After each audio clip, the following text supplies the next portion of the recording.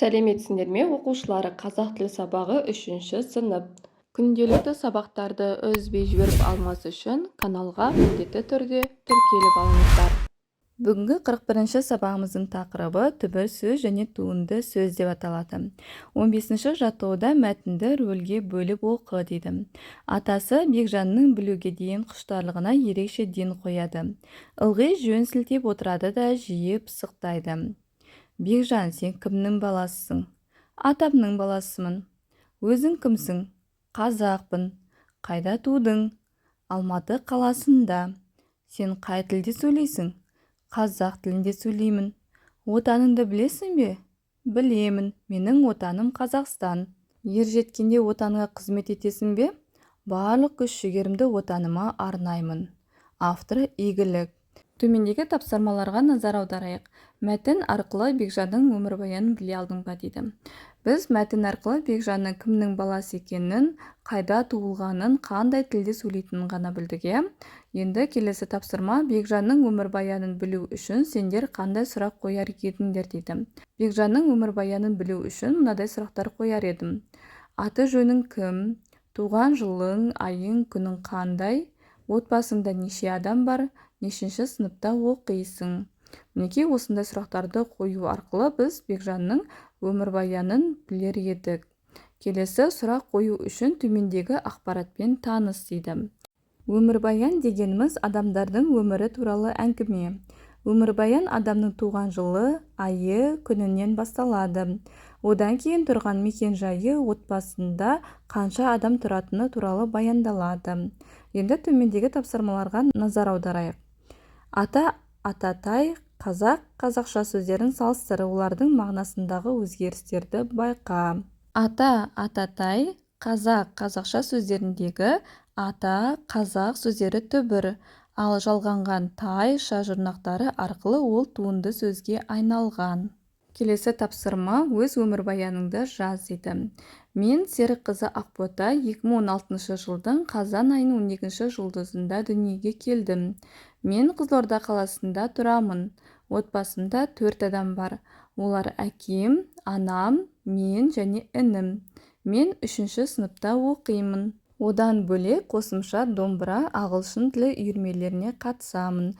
Мінекей оқушылар, жоғарыдағы өмірбаян дегеніміз деп басталатын сөздегі үлгі бойынша біз реттілікпен жазып шықтық. Мінекей өмірбаян осылай жазылады.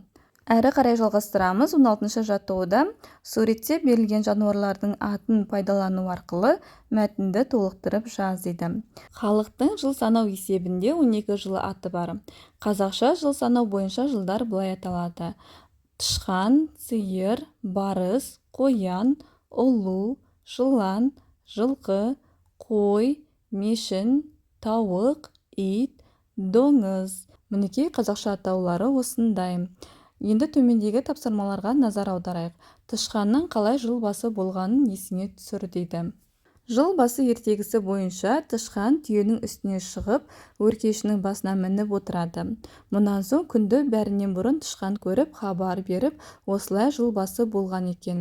Мінекей оқушылар суретте көріп тұрғандарындай ортасында күннің бейнесі тұр, ал жан-жағында осы 12 жыл аттары берілген. Осының ішіндегі ең бірінші көрген осы тышқан болатын. Ол күнді бірінші көргендіктен жыл басы болып есептелген екен. Енді келесі тапсырмаға назар аударайық. Қарамен берілген сөздерге назар аудар, олардың түбірін тап дейді. Бізде қарамен берілген сөздер ол халықтың және қазақша деген сөздер. Бұл сөздердің түбірі халық және қазақ деген, алтын және ша деген бұл жұрнақтар. Мына ережені есімізге сақтап алайық. Түбір сөзге жұрнақ жалғау арқылы жасалған сөзді туынды сөз дейді. Мысалы, татулық.